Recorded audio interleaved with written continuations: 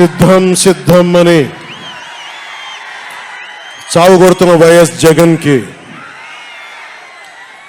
2024 ఎన్నికలకి నీకు యుద్ధం ఇస్తాం. యువతరానికి ఏ సంపద విడిచిపెట్టాం? యుద్ధము, రక్తము, కన్నీరు తప్ప, గాయాలు, బాధలు, వేదనలు తప్ప, కలలు కలలు కలలు తప్ప, పిరికితనం, మోసం తప్ప. ఈ 5 ఏళ్ల పాలనలో యువతని మోసం చేశాడు, రైతుల్ని మోసం చేశాడు, మహిళల్ని మోసం చేశాడు, గవర్నమెంట్ ఉద్యోగుల్ని మోసం చేశాడు, అంగన్వాడీ కార్యకర్తలను మోసం చేశాడు. అందరినీ మోసం చేసిన వ్యక్తి. ఈ వ్యక్తికి సమాధానం చెప్పాల్సిన సమయం. తెలుగుదేశం, జనసేన ఈ రోజున తాడేపల్లిగూడెంలో ఈ జెండా సభకి విచ్చేసిన ఆంధ్రప్రదేశ్ రాష్ట్ర నలుమూలల నుంచి వచ్చిన అభిమానులకి, తెలుగుదేశం తమ్ముళ్ళకి, తెలుగు మహిళలకి, మబ్బుల్లో పరిగెత్తే పిడుగులాంటి జన సైనికులకి, వీర మహిళలకి,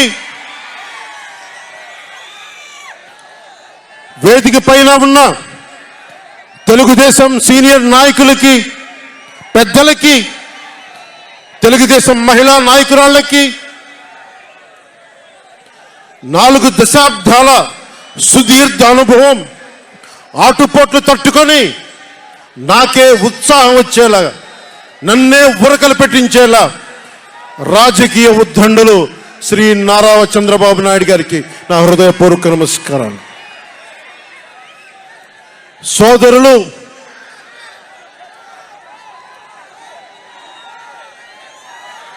ఒక సునామీ బాలయ్య గారికి నా హృదయపూర్వక నమస్కారాలు.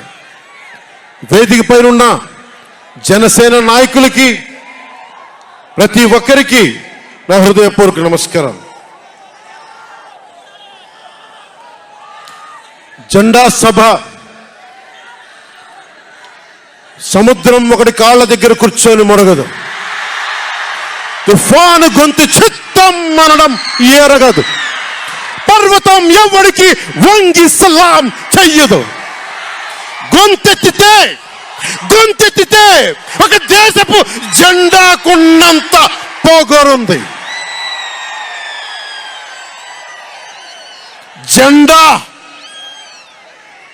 జెండా సభ ఎందుకు పెట్టాను? మీరు మోసే తెలుగుదేశం జెండా కానీ, జనసేన జెండా కానీ మన పోరాటానికి స్ఫూర్తి, మన విజయానికి స్ఫూర్తి. 2024లో మన పొత్తు విజయానికి స్ఫూర్తి మన జెండాలు. అందుకే ఇది జెండా సభ పెట్టాం. ఎన్నికల్లో బూతుల్లో వైసీపీ రౌడీలు, గూండాలు బూత్ క్యాప్చరింగ్ చేస్తే ఆ జెండాని మడత పెట్టి కర్ర తీసుకొని ఎదుర్కొనేలాగా, అందుకని జెండా సభ పెట్టాం.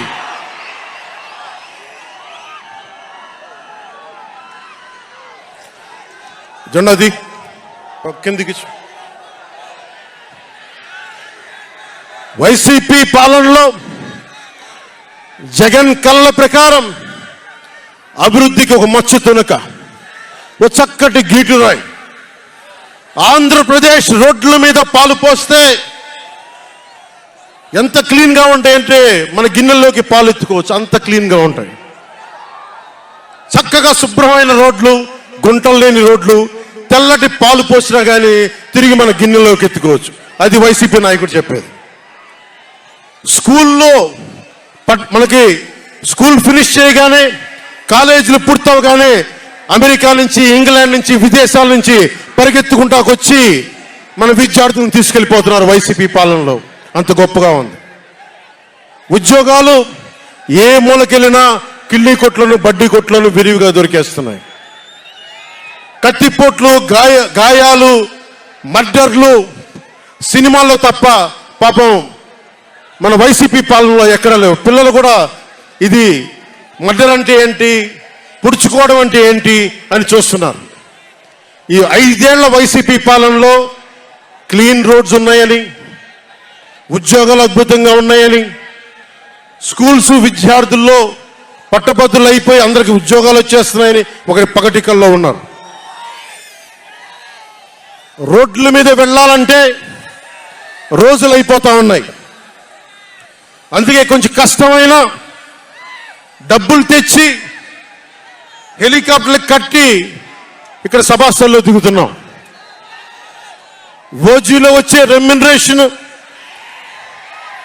ఓజీలో వచ్చే సినిమా డబ్బులు కేజీ బియ్యం కూడా కొనకుండా హెలికాప్టర్లకి పెడతా ఉన్నాం.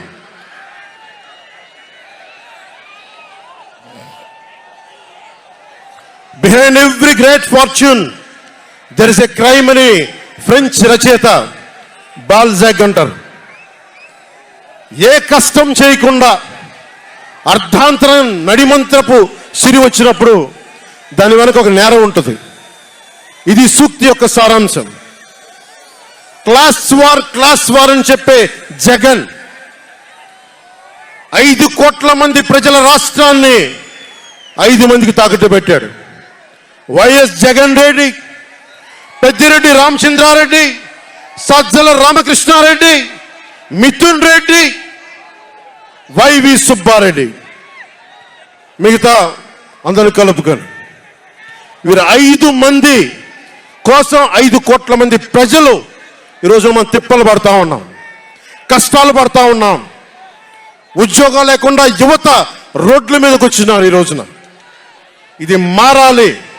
ఏదైనా మాట్లాడదామంటే గుండాలతో బెదిరింపులు, రౌడీలతో దాడులు. ఇదే చెప్తా ఉన్నాను జన సైనికులకు కూడా. మబ్బుల్లో పరిగెత్తే పిడుగులు లాంటి మన జన సైనికులకు చెప్తున్నా, వైసీపీ గుండాయిజాన్ని చూసి భయపడకండి. మనం ఉన్నాం. ఉద్దండుడైన రాజకీయ నేత శ్రీ నారా చంద్రబాబు నాయుడు గారు ఉన్నారు. మనం ఉన్నాం.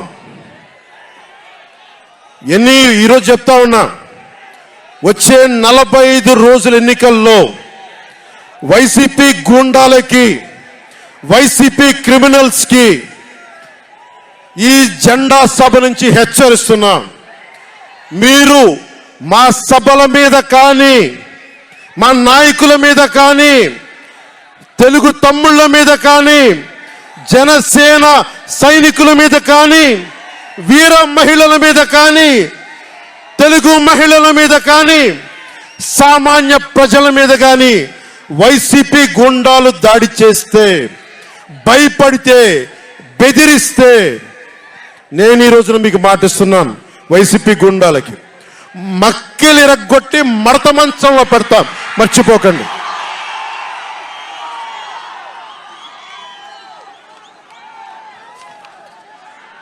ఐదు మంది ఏ ఊళ్ళో అయినా సరే, ఉత్తరాంధ్రకి వెళ్ళు, పశ్చిమ గోదావరికి వెళ్ళు, తూర్పు గోదావరికి వెళ్ళు, రాయలసీమలోని అనంతపురం, కర్నూలు, ఏ జిల్లాకైనా వెళ్ళు, ఈ 5 మంది పంచాయతీలు చేస్తా ఉన్నారు.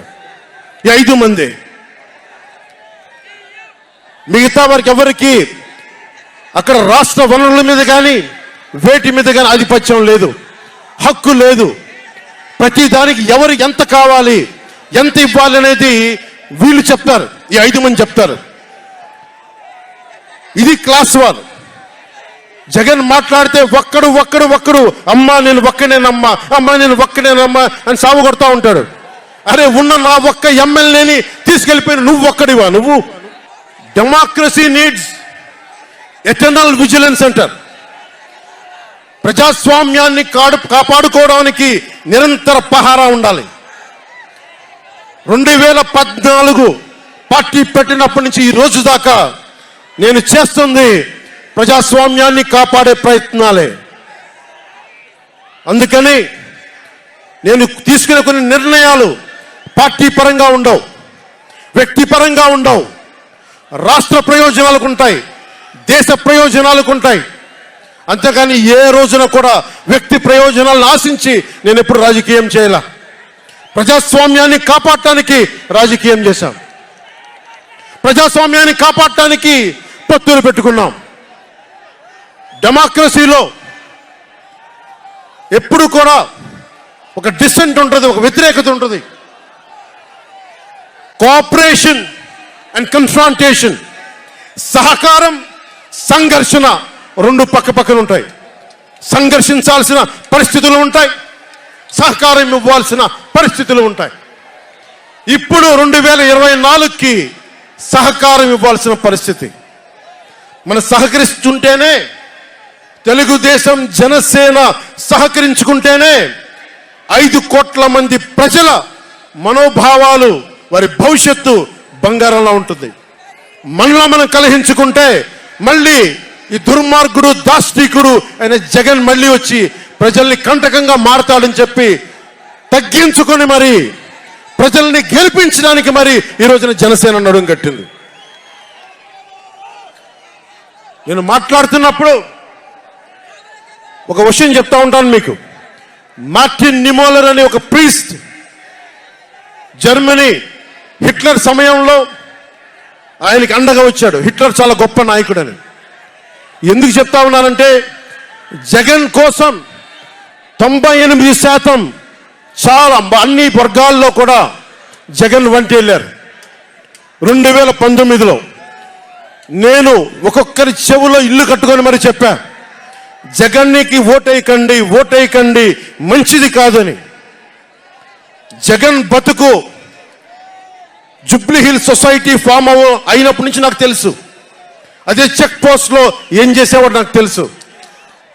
కాంటికి రెస్టారెంట్ బంజారా హిల్స్ లో ఏం చేసేవాడు తెలుసు. మాట్లాడితే నా వ్యక్తిగత జీవితం గురించి మాట్లాడుతూ ఉంటాడు. నీ వ్యక్తిగత జీవితం గురించి మాట్లాడాలంటే నా దగ్గర టన్నుల ఇన్ఫర్మేషన్. జగన్ మర్చిపోకు. ఇప్పుడు దాకా నువ్వు పవన్ కళ్యాణ్ తాలూకు శాంతిని చూసావు, మంచితనాన్ని చూసావు. జగన్ నీకు యుద్ధాన్ని ఇస్తాను, మర్చిపోకు. యుద్ధం. మార్టిన్ నిమోలర్ ఒకటే చెప్పాడు, జెండా దించు జెండా. మార్టిన్ నిమోలర్ ఒకటే చెప్పాడు, హిట్లర్ని సపోర్ట్ చేసే వ్యక్తి ఒక్కళ్ళ కోసం కాదు. సోషలిస్టులు వచ్చినప్పుడు నేను సోషలిస్ట్ కాదని చెప్పి హిట్లర్ ఎస్ఎస్ సైన్యం సోషలిస్టుల కోసం వస్తే నేను సోషలిస్ట్ని కాదని చెప్పి వెనక్కి వెళ్ళిపోయాడు. సహకరించలేదు, ముందుకు రాల వాళ్ళు రక్షించడానికి. కమ్యూనిస్టుల కోసం వస్తే నేను కమ్యూనిస్ట్ని కాదని చెప్పి కామ్గా ఉండిపోయాడు. యూదుల కోసం వస్తే నేను యూదుని కాదని చెప్పి కామ్గా ఉండిపోయాడు. కార్మిక నాయకుల కోసం వస్తే నేను కార్మిక నాయకుడిని కాదని చెప్పి కామ్గా ఉండిపోయాడు. తన కోసం వచ్చినప్పుడు ఎవ్వరూ లేరు. ఈ రోజున ఒక 4 దశాబ్దాల సుదీర్ఘంగా ఉన్న ఒక ఎక్స్పీరియన్స్డ్ రాజకీయ ఉద్దండుణ్ణి 53 రోజులు జైల్లో పెడితే నాకు బాధేసింది, నిజంగా బాధేసింది. ఆయన సతీమణిని అనకూడని మాటలు అంటూ ఉంటే నాకు బాధ కలిగింది.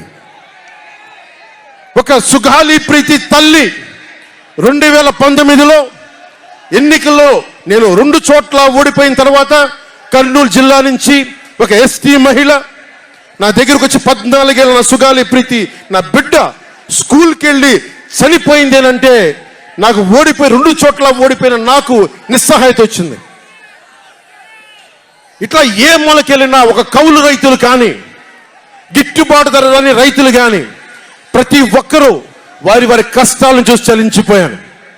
చంద్రబాబు గారి దగ్గర నుంచి సుగాలి ప్రీతి దాకా, కౌలు రైతుల దగ్గర నుంచి పరిశ్రమల్ని వద్దనుకొని వెళ్ళిపోయిన పారిశ్రామికవేత్తల దాకా, ఎస్సీ ఎస్టీలు మైనారిటీలు అందరినీ మోసం చేసిన వ్యక్తి.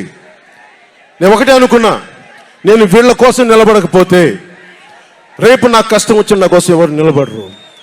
రేపొద్దున మన మిగతా పార్టీలకు నిలబడపోతే రేపొద్దున మన జన సైనికులకు కష్టాలు వస్తే ఎవరు రారు.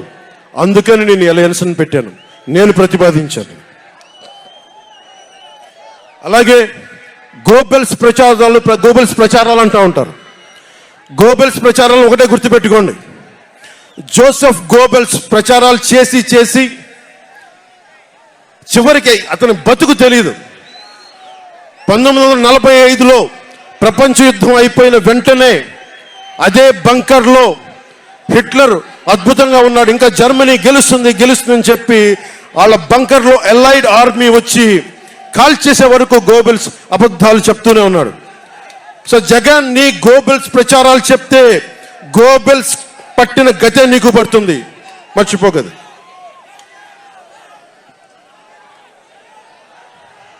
రాజధాని గురించి, రాజధాని అభివృద్ధి వికేంద్రీకరణ ఉండాలి కానీ రాజధాని వికేంద్రీకరణ కాదు. స్ట్రాటజిక్ అడ్మినిస్ట్రేటివ్ సెంటర్ రాజధాని అంటే. ఈ రోజున రాజధాని అంటే 3 చోట్ల పరిగెట్టాల్సి వస్తుంది. వ్యూహాత్మక పరిపాలనా కేంద్రం రాజధాని అంటే. అమరావతి రాజధానిగా ఉంటుందని చెప్పి ఇంకొక మారు ఈ తాడేపల్లి గూడెం ఈ జెండా సభ నుంచి ఇంకొక మారు ఉద్ఘాటిస్తున్నాం. 3 రాజధానులు లాంటి ఐడియాలు, ఈ 3 ముక్కల ఆలోచనలు, ఈ 3 ముక్కల ముఖ్యమంత్రి. ప్రధానమంత్రి గారు చెప్పారు 2014లో జగన్కి అధికారం వస్తే, ఆ రోజున 2014లో చంద్రబాబు గారు ఉన్నారు, మోదీ గారు ఉన్నారు, నేనున్నా, మిగతా అందరూ ఉంటే మోదీ గారు ఒకటే మాట ఉన్నారు, ఈ అలయన్స్ని కాకుండా జగన్ని తీసుకొస్తే స్కామ్ ఆంధ్ర అవుతుంది అనేది. 2019 నుంచి 24కి ఇది దోపిడీకి గురైన ఆంధ్ర అయింది. ఈ రోజున ఉద్యోగాలు లేవు, జీతాలు సంపాదించలేరు, ఎక్కడికి వెళ్ళాలో తెలియదు. ప్రజల సొమ్ము ప్రజలకు పంచి తన దానకర్ణుల్లా మాట్లాడుతున్నాడు జగన్. అరే, మీ తాత సంపాదించిన ముళ్ళ ఏంటి నువ్వేంది ఇవ్వడానికి? మీ తాత సంపాదించిన ముళ్ళ ఇది. ప్రజలు కష్టపడి కట్టిన ట్యాక్స్ నుంచి వచ్చిన డబ్బు, వాళ్ళ డబ్బు వాళ్ళకి ఇవ్వడం, అది వాళ్ళ హక్కు. అది నీకు నువ్వు దానం ఇచ్చే దానం కాదు, ఇది మర్చిపోకేది. ప్రభుత్వ ఉద్యోగులను మోసం చేశాడు, సిపిఎఫ్ అని చెప్పి ఉద్యోగుల్ని మోసం చేశాడు, అంగన్వాడీ కార్యకర్తలను మోసం చేశాడు, దివ్యాంగులకి మోసం చేశాడు, కౌలు రైతులు గిట్టుబాటు ధర ఇవ్వకుండా రైతులకి ఇళ్ల పట్టాల్లో దోపిడీలు. ప్రజల వద్దకి పాలన అంటే భీమ్లా నాయక్ సినిమాలకి కలెక్టర్లను కూర్చోబెట్టి టికెట్లు అమ్మించడం తప్ప ప్రజల వద్దకి పాలన ఇంకెక్కడ కనిపించలేదు.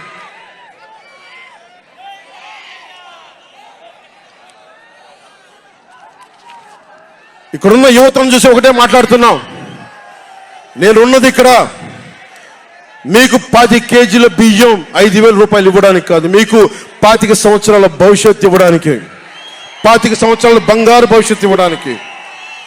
10,000 పథకం చేతిలో పెట్టి 10,000 రూపాయలు మీ చేతిలో పెట్టడమా, లేదంటే మీకు 1,00,000 రూపాయలు సంపాదించే మార్గం చూపించడమా అని మీరు నిర్ణయించుకోండి. నేనే, మా అన్నయ్య నాకు యాక్టింగ్ ట్రైనింగ్ ఒక స్కూల్లో పంపించాను. నాకు డబ్బులు సంపాదించుకునే మార్గం చూపించాడు, పని చేసే మార్గం చూపించాడు. ఆ పని చేసే మార్గం చూపిస్తేనే మీకు భవిష్యత్తు ఉంటుంది. నాలాంటి వాడు ఆ పని చేసే మార్గం ఉండబట్టే కౌలు రైతులకి ఇన్ని కోట్ల రూపాయలు స్వచ్ఛందంగా ఇవ్వగలిగాం. అలాగే మీ చేతుల్లో కూడా డబ్బులు ఉండాలి, భవిష్యత్తు ఉండాలి, సంపాదించుకునే మార్గాలు ఉండాలి. నేను ఎందుకు చంద్రబాబు నాయుడు గారితో పొత్తు పెట్టుకున్నా తెలుగుదేశంతో అంటే, ఆయన ఒక నగరాన్ని నిర్మించిన వ్యక్తి, ఉపాధి కల్పించిన వ్యక్తి, పారిశ్రామికవేత్తల్ని తరలించిన వ్యక్తి, స్వచ్ఛందంగా వచ్చిన వ్యక్తి. ఆయన అనుభవం చాలా కావాలి రాష్ట్రానికి. కులాల గణాంకాలు తీస్తారు, ఏ కులంలో ఎంతమంది ఉన్నారు, ఎవరికి ఓటేస్తారని గణాంకాలు తీస్తారు. కానీ ఇక్కడున్న యువతలో ఎంతమందికి ఏ ప్రతిభ దాక్కుని ఉంది, ఎంత సమర్థత దాక్కుని ఉంది, వారి ఆస్పిరేషన్లు ఏంటి, వారి ఆశలు ఏంటి, వారి ఆశయాలేంటి, ఏ ఒక్కరన్నా అడిగారా ఈ రోజు దాకా? జగన్ అనేవాడు వచ్చి అడిగాడు ఈ రోజున? మీరు ఓట్లు వేయండి, 5,000 పడేస్తాం, మీరు ఓట్లు వేయండి, మీకు 500 రూపాయలు రోజు పెన్షన్, మీకు డబ్బులు పడేస్తాం అనేవాడే తప్ప మీకు ఏం కోరికలు? భవిష్యత్తుకు 25 సంవత్సరాల తర్వాత మీకు ఎలాంటి ఉద్యోగాలు ఇస్తే బాగుంటుంది, ఎలాంటి స్కిల్స్ ఇస్తే బాగుంటుంది, ఏ ఒక్కనాడైనా ఆలోచించాడా? యువ ముఖ్యమంత్రి అంటే దేనికి? బంధులు పెట్టడానికి అది యువ ముఖ్యమంత్రి? మీ యువతకు చెయ్యని వాడికి మీరు వెంటబడే ప్రయోజనం ఏంటి? నా అభిమానులకు కూడా చెప్తా ఉన్నాను, నన్ను కాదని మీరు జగన్కి ఓటేశారు, మర్చిపోను. ఈ రోజున మీరు సఫర్ అవుతున్నారు, నేను కాదు. మీ భవిష్యత్తు కోసం వచ్చే నేను రోడ్ల మీదకి శుభ్రంగా కోట్లు సంపాదించుకునే మార్గాలు ఉన్నాయి నా దగ్గర, యాక్టింగ్ స్కిల్స్ ఉన్నాయి. అన్నీ కాదనుకొని ఎందుకు వచ్చాను? నన్ను నేలే, మన మనుషులే, మన వాళ్ళే, తప్పన పెడితే నేను 2 చోట్ల ఓడిపోయాను. 2 చోట్ల బాధ లేదు, నిలబడ్డా. 2 చోట్ల ఓటమి బాధ మీకు ఎలా ఉంటుందో తెలుసా? ఒక ఎగ్జామ్ పోతే మీకు బాధ ఎలా ఉంటుందో విద్యార్థికి తెలుసు.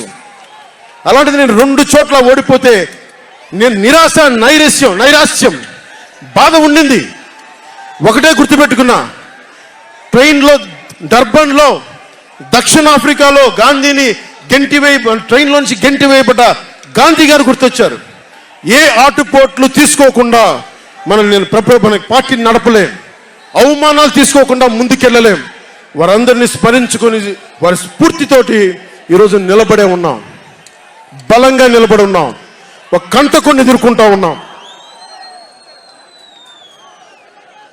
మీరు చెప్పండి, మీకు కాంటాక్ట్ సర్టిఫికేట్ కావాలి ఉద్యోగాలకు వెళ్ళాలంటే? మీరు ఉద్యోగాలకు వెళ్ళాలంటే కాంటాక్ట్ సర్టిఫికేట్స్ కావాలి, పాస్పోర్ట్ కావాలంటే మీ ప్రవర్తన ఎలాంటి ప్రవర్తన కాంటాక్ట్ సర్టిఫికేట్లు కావాలి. ఒక ముఖ్యమంత్రికి కాంటాక్ట్ సర్టిఫికేట్లు అవసరం లేదు. ఎన్ని కేసులున్నా పర్లా, ఈ ఉండే గూండా ఎమ్మెల్యేలకి ఎన్ని దోపిడీలు చేసినా వాళ్ళకి కాంటాక్ట్ సర్టిఫికేట్ అవసరం లేదు. పోలీసు ఉద్యోగానికి వెళ్ళాలంటే కాంటాక్ట్ సర్టిఫికేట్లు, చిన్నపాటి ఉద్యోగం కావాలంటే కాంటాక్ట్ సర్టిఫికేట్లు. కానీ మనల్ని పాలించే ఈ వైఎస్ జగన్కి, వీళ్ళ అనుంగులైన ఈ దాష్టీకుల సమూహానికి కాంటాక్ట్ సర్టిఫికేట్ అవసరం లేదు. మనకి కాంటాక్ట్ సర్టిఫికేట్లు ఇచ్చే నాయకులు మనకంటే ఉన్నతంగా ఉండి తీరాలి. మీరు అలా కాకుండా దోపిడీగాళ్ళని, దొంగల్ని ఎన్నుకుంటే మనమే బాధపడాల్సి వస్తుంది. ఈ రోజున పొద్దున్నే పథకం కింద డబ్బులు ఇస్తాడు, సాయంత్రం సారా కింద పట్టుకోపోతాడు. జగన్ ఇచ్చేది చేయూత కాదు, చేతి వాటం. పొద్దున్నే డబ్బులు ఇస్తాడు, పొద్దున్నే పథకం కింద డబ్బులు, సాయంత్రం సారా కింద పట్టుకెళ్ళిపోతాడు. ఎక్కడైనా చూడు, డిజిటల్ పేమెంట్స్ లేవు, మొత్తం సారా డబ్బులు అంతా క్యాష్ డబ్బులు, మొత్తం క్యాష్ డబ్బులు.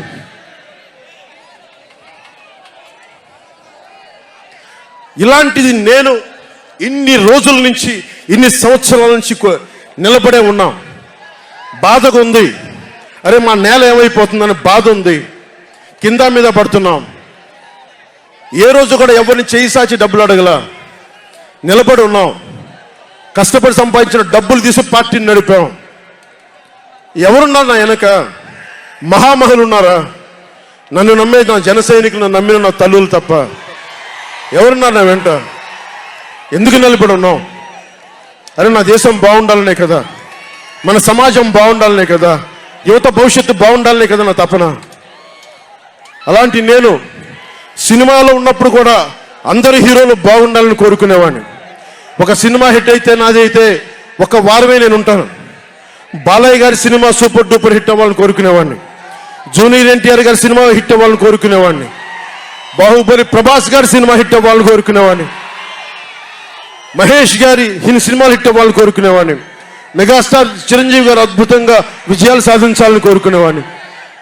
రామ్ చరణ్ విజయాలు సాధించాలని కోరుకునేవాడిని. ఇలాంటి అల్లు అర్జున్ లాంటి పుష్ప హీరో అద్భుతంగా ఉండాలని, మేము గొప్ప అవార్డు సాధించాలని కోరుకునేవాడిని. ఇలా ఎందరో, ఒకళ్ళు కాదు, ఎందరో వారందరికీ పేరున చెప్పలేను, కానీ అందరూ బాగుండాలని కోరుకునేవాడిని. అలాంటి నేను కోరుకుంటుంది కూడా మీరందరూ బాగుండాలి. మనలో మనం కొట్లాడకుండా, కులాల మధ్య కొట్లాడకుండా, వర్గాల మధ్య పోరు లేకుండా, ప్రాంతీయ విభేదాలు లేకుండా ఆంధ్రప్రదేశ్ సుభిక్షంగా ఉండాలని తపన పడేవాడిని నేను. అలాంటి నేను కొన్ని నిర్ణయాలు తీసుకుంటాం. ఆ నిర్ణయాలు ఎలాంటివి? నాకు సంబంధించినవి కాదు, ప్రజలకు సంబంధించినవి. పొత్తులో భాగంగా నేను 24 స్థానాలు తీసుకున్నాను. 24 అసెంబ్లీ స్థానాలు తీసుకుంటే ఇంతేనా అంటున్నారు. 24ఏనా? ఇంతేనా? మనవాళ్ళు కాదు, అవతలి వాళ్ళకి తెలియట్లా. బలి చక్రవర్తి కూడా వామనుణ్ణి చూసి ఇంతేనా అన్నాడు.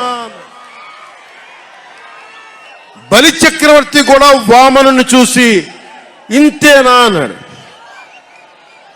నెత్తి మీద కాలు పెట్టి బలి చక్రవర్తిని అధాపాతాళానికి తొక్కుతున్నప్పుడు తెలిసింది ఎంతో అని.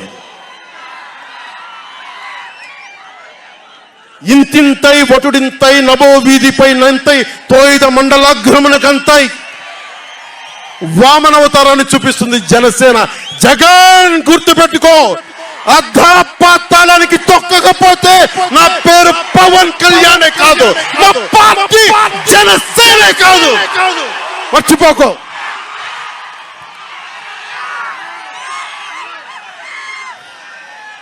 రేపు ఎన్నికలైనప్పుడు వైసీపీ వాళ్ళకి తెలుస్తోంది మనం ఎంతో. నెత్తి మీద కాలేసి తొక్కుతాం కదా, అప్పుడు అర్థమవుతుంది మేమేంటో.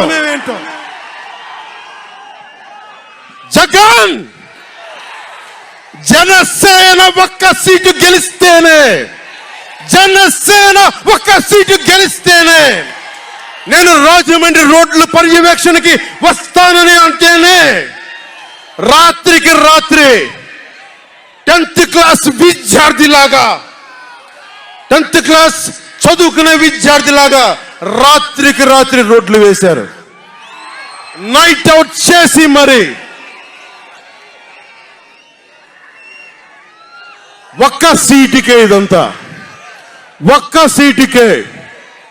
ఒక్క సీటు గెలిస్తేనే రాత్రికి రాత్రి రోడ్లు వేసావు. జనసేన 24 సీట్లతో ఏం చేయగలరో మీరు ఊహించుకోగలరా? వ్యూహం నాకు వదలండి, నన్ను నమ్మండి. 24 ఏంటి 24 ఏంటి అని అంటా ఉన్నారు. విశ్వామిత్రుడు, బ్రహ్మర్షి విశ్వామిత్రుడు బ్రహ్మపదానికి వెళ్ళడానికి కూడా 24తోనే. గాయత్రి మంత్రం 24 అక్షరాలు. అంకెలు లెక్క పెట్టదని చెప్పండి ఎవరిని, అంకెలు లెక్క పెట్టదని చెప్పండి ఎవరిని. పవన్ కళ్యాణ్ వంక కూడా చూడలేరని చెప్పండి. జనసేన మీద కన్నెత్తి కూడా చూడలేరని చెప్పండి.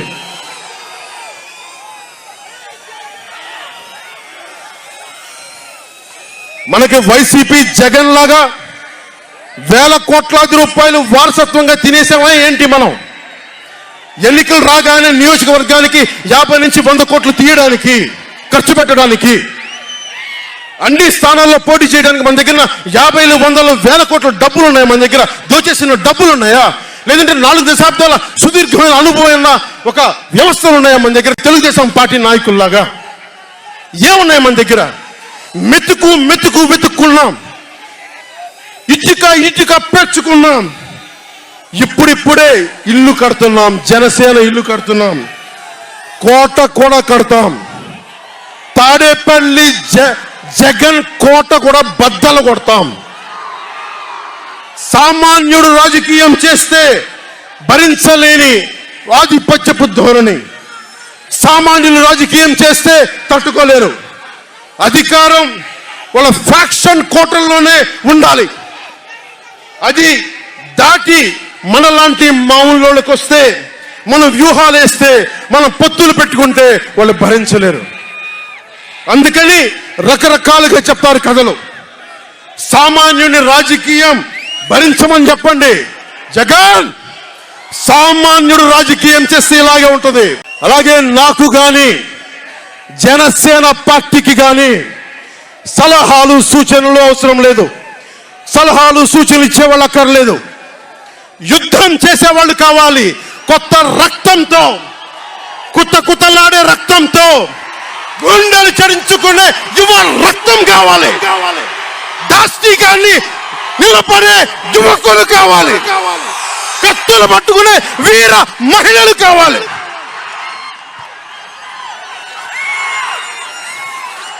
అంతేగాని నాకు సలహాలు ఇచ్చేవాళ్ళు, మీకు తెలుసా జగన్ ఎలాంటి వాడో? సొంత బాబాయిని మర్డర్ చేయించిన వాడు, సొంత చెల్లినే గోడకేసి కొట్టిన వాడు.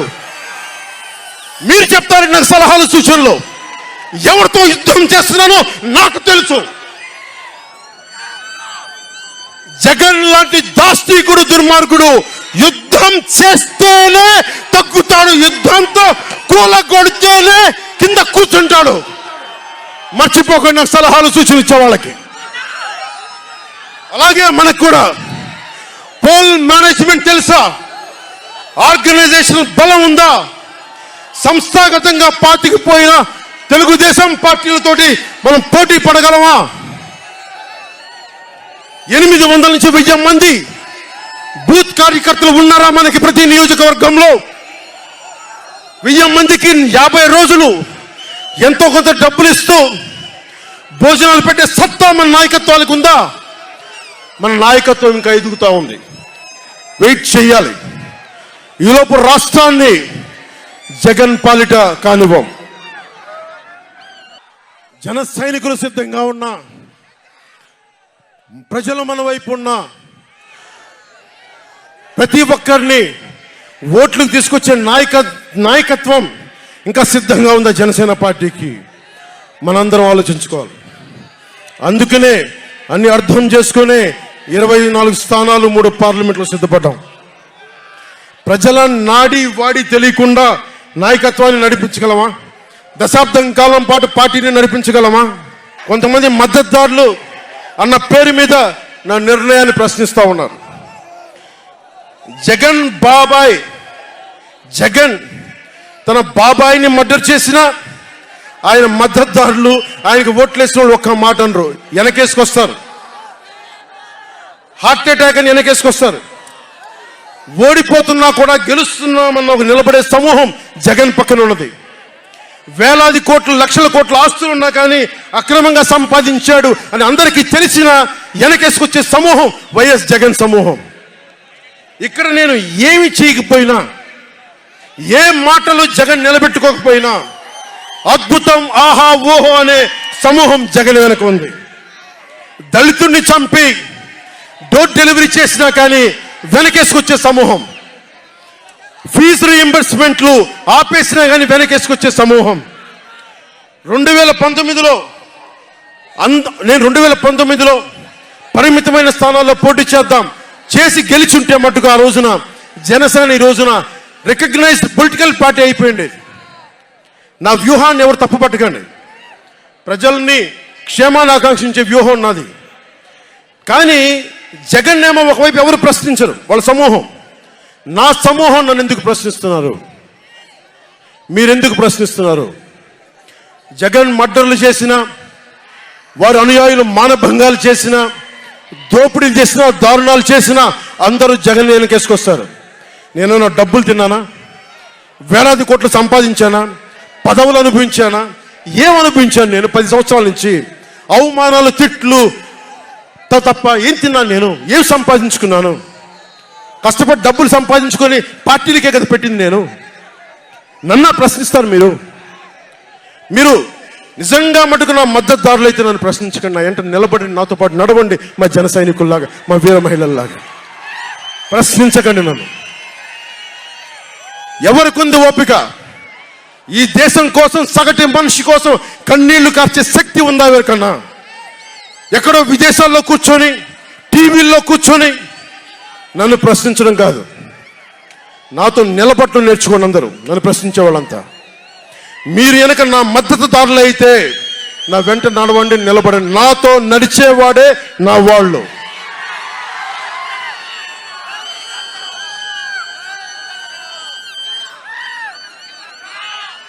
నేను ఎప్పుడు కూడా ఒక నియోజకవర్గం దృష్టిలో లేదు. నాకు దేశం ఉంది, మానవత్వం ఉంది, మన ఆంధ్రప్రదేశ్ ఉంది, తెలుగు ప్రజల, తెలంగాణ ప్రజల నేల ఉంది. నాకు తెలంగాణ నేల ఉంది నా దృష్టిలో. ఒక నియోజకవర్గం గురించి నేను ఎప్పుడు ఆలోచించలా. రాష్ట్ర ప్రయోజనాల కోసం ఆలోచించాను కానీ అరే నేను ఒక నియోజకవర్గాన్ని డెవలప్ చేసుకోవాలి నేను నిజంగా ఆలోచించలేదు. నేను ఒకటే అనుకున్నా, నేను ఇంతమంది కోసం పనిచేస్తున్నప్పుడు నా కోసం ఆలోచించే ఒక నియోజకవర్గంలో ఉండి కొంతమంది పనిచేస్తారని ఆశించాను. దురదృష్టం, అనుకున్నంత పని చేయలేకపోయారు. సంతోషం. ఒక నియోజకవర్గం వ్యక్తిని కాదు నేను. ఓడినప్పుడు మీతోనే ఉంటాను, గెలిచినప్పుడు మీతోనే ఉంటాను. నేను ఎక్కడి నుంచి పోటీ చేసినా సరే. పవన్ కళ్యాణ్తో స్నేహం అంటే చచ్చేదాకా. పవన్ కళ్యాణ్తో శత్రుత్వం అంటే అవతల వాడు చచ్చేదాకా. ఇద్దరు కలిస్తే చూడలేడు, నలుగురు నవ్వుకుంటే చూడలేడు, 10 మంది పచ్చగా ఉంటే భరించలేడు. ఏమంటారు అలాంటి వాడిని? చెల్లిని గోడకు పెట్టి కొట్టేవాడిని ఏమంటారు? తల్లిని చెల్లిని దూరం పెట్టేవాడిని ఏమంటారు? ప్రజల్ని కష్టాలు పెట్టేవాడిని ఏమంటారు? ఓ దాష్టీకుడు, ఒక సైకో అంటాం. జగన్కి చెప్పదలుచుకుంది ఒకటే, జగన్ బాధితులందరికీ ఒకటే చెప్తా ఉన్నాను. 1 man's courage makes a majority అంటాం. 1 man's courage. జగన్కి సంబంధించినంత వరకు పవన్ కళ్యాణ్ అంటే 3 పెళ్లిళ్ళు 2 విడాకులు. అతని దృష్టిలో 4 పెళ్లిళ్ళు అంటాడు. మరి 4వ పెళ్ళం ఎవరో తెలియదు, జగన్ ఏమో నాకు తెలియదు. మరి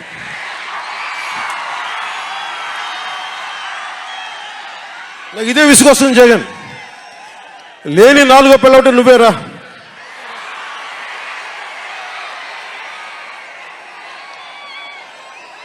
నేను ఎప్పుడైనా సరే భారతి గారికి కూడా చెప్తున్నాను, మేడం భారతి గారు, మీరు మీ ఊహించుకోండి, మేము ఎప్పుడన్నా సరే మిమ్మల్ని చాలా గౌరవంగా భారతి గారు, మేడం భారతి గారు అంటాం.